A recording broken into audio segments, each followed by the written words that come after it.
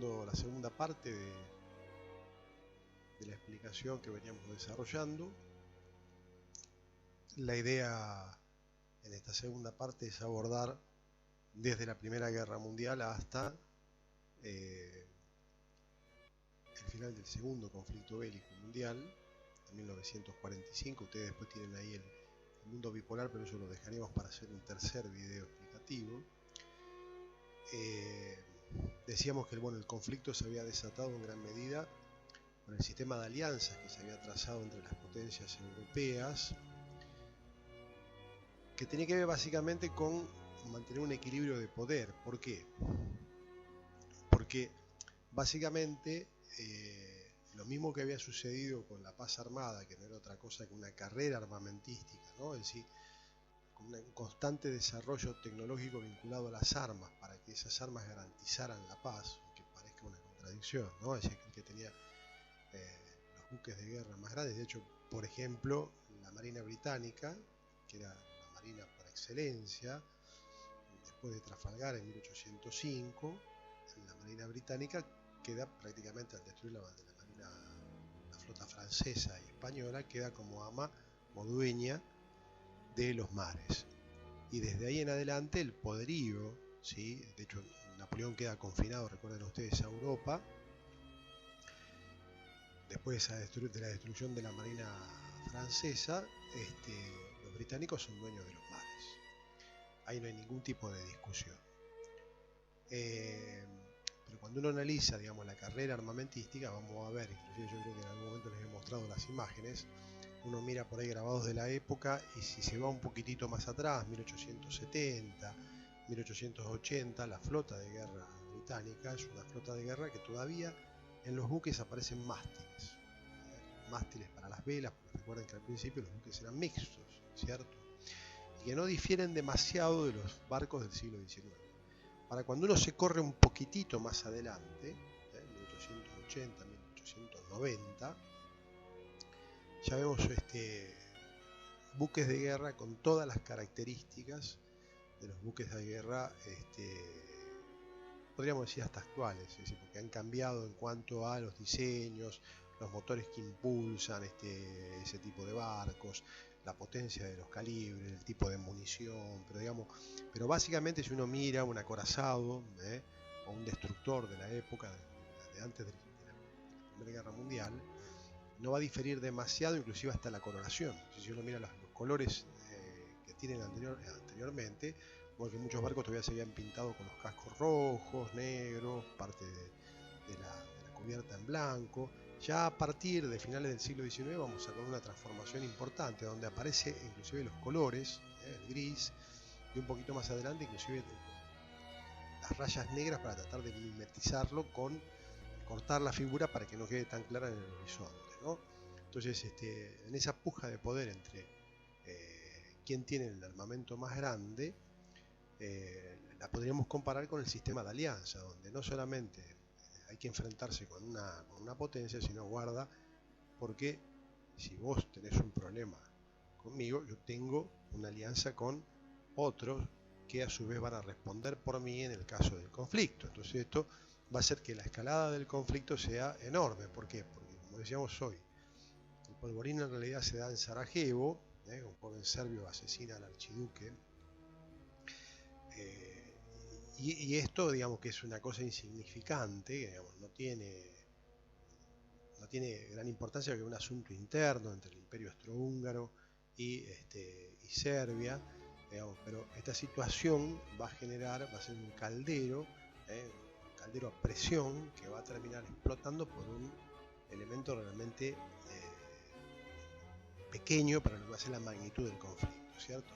Entonces, en el conflicto van a intervenir gran parte de los países europeos, Alemania, Gran Bretaña. Inclusive tendríamos que aclarar que hay una relación familiar entre la reina Victoria y Guillermo. Hay una relación, si no me equivoco, son primos segundos, hay una cuestión familiar, de la familia, digamos, familiares, pero arrastran al conflicto a el resto de las potencias, Austria-Hungría, el Otomano, ¿sí? Entran en el conflicto Rusia. El que va a quedar al margen de esto que habíamos charlado en la primera parte va a ser Estados Unidos, pero va a estar al margen hasta 1916. Y digamos, y aquello que también decíamos en la primera parte, que la guerra es recibida con júbilo, porque piensa, sobre todo los franceses, piensan que la guerra va a ser algo relativamente breve y que el triunfo va a ser resonante, están totalmente equivocados. El conflicto que se desata en el 14, con un sistema de movilización, todavía estamos hablando de ejércitos muy numerosos, que había que desplazarlos desde los lugares de concentración utilizando el ferrocarril hasta los frentes de combate. Va a requerir cierto tiempo, sobre todo en la lucha continental, y la guerra va a tener una primera etapa que por ahí es un poquito más rápido, pero después se va a estancar, y vamos a poder ahí encontrar dos grandes frentes, que es el frente occidental, sobre todo a partir de lo que va a ser una línea que va a estar alrededor de Francia y Bélgica, y por el otro lado vamos a tener un frente oriental, que es donde va a intervenir Rusia, ¿cierto? Más allá de esos avances iniciales que decíamos hoy, lo que vamos a tener es que la guerra se va a estancar y se va a volver costosísima en vidas humanas, totalmente diferente a los conflictos anteriores. ¿Por qué va a ser totalmente diferente a los conflictos anteriores? Porque la utilización de las nuevas tecnologías armamentísticas van a hacer del conflicto algo absolutamente desconocido, ¿sí? Desde la utilización de armas automáticas como las ametralladoras hasta los cañones de gran calibre, pasando por las armas químicas como los gases, la mostaza. Toda esta situación va a quedar grabada en la generación que va a participar en el conflicto bélico con una profunda tristeza, desánimo, porque realmente la guerra va a ser larga y costosísima en vidas humanas. Inclusive aparece ya, si bien el avión tiene ya un poquito más de una década, primero se habían aparecido en torno a finales del siglo XIX, principios del siglo XX, recordemos que los hermanos Wright se metieron americanos y otros ensayos que se habían hecho en Estados Unidos. La navegación que antiguamente se hacía a través de globos aerostáticos, los Zeppelin, dirigibles, van a realmente a tener un gran avance en la etapa de la Primera Guerra Mundial, y los aeroplanos van a tener primero una participación básicamente de reconocimiento, después también el combate se va a trasladar. Entonces vamos a tener frentes a lo largo y a lo ancho de Europa, ¿sí? Es decir, el continente, pero también en los mares, y va a ser terriblemente sangrienta. Ahí el documental que yo les había recomendado en los videos anteriores, que los sucesos de la Primera Guerra Mundial, a excepción de dos capítulos que decía Facundo, que para mayores de 18, que no es necesario verlo, porque no es necesario sentirse mal a partir de lo que uno está viendo, porque las imágenes deben ser muy crudas. Simplemente se los doy para que ustedes puedan entender la magnitud del conflicto. No nos interesa acá hacer historia militar, y esto está también claro. Nos interesa entender cómo el conflicto sí es parte del proceso. Entonces, este proceso, entre otras cosas, va a terminar la Primera Guerra Mundial con Hungría, va a terminar con los otomanos, comenzado ya a principios del siglo XIX en lograrse. Recuerden ustedes la independencia de Grecia, ¿sí? El interés que tenían las potencias Francia, Inglaterra y Rusia, inclusive porque se desmembrara, ¿sí? Esta situación de finales del conflicto va a terminar justamente cambiando, van a aparecer países nuevos, y sobre todo el problema que el conflicto había planteado de competencia entre las potencias no se va a resolver. Y sobre todo no se va a resolver porque vamos a hablar de dos cuestiones. Por un lado, porque Alemania es la gran perdedora del conflicto y es la que se le va a imponer mayores penas situación de guerra, es terrible, se le va a perder territorios y además de todo eso no va a poder tener un ejército, digamos, las condiciones que pone Alemania para firmar el armisticio realmente son humillantes. Y esta situación de humillación es tan patente que los Estados Unidos, que habían participado en los últimos años del conflicto, ¿sí? Dejo como dato curioso, cuando los norteamericanos llegan a pelear Europa, llevan consigo dos o tres cosas, ¿no?, que van a ser muy populares en Europa. Una de ellas es el gin, son Levis, que habían fabricado en la fiebre del oro,